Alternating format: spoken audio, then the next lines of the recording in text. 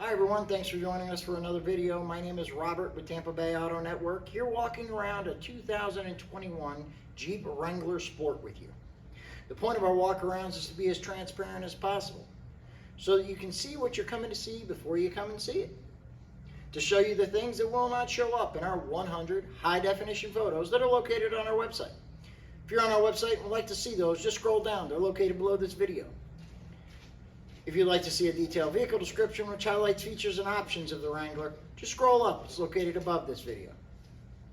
If you're on our YouTube page and would like to see either one of those, plus view a free CARFAX report or the original window sticker, maybe grab some financing options, or get a shipping quote to ship the Jeep anywhere in the country, visit TampaBayAutoNetwork.com. At the very end of this video, you'll be able to hear the Wrangler running. So stay tuned and let's go ahead and get to that walk around.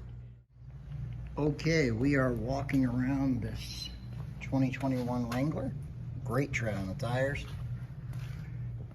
And as you can see, there are some marks here in the front grille. Very light love bug marks. This is a black vehicle that was purchased in 2020 and driven for 24,000 miles almost. And it is black, so it does show up a little, but once you back up, it vanishes.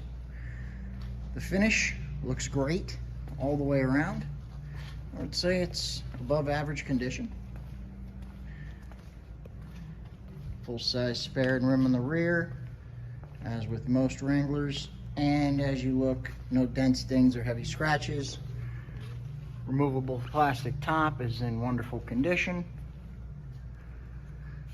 Let's go ahead and take a look at the interior. Okay, showing you what doesn't show up in the photos as always. And this side of the visors, there is no headliner, but the inside here is in great condition, and so is the top of the dash.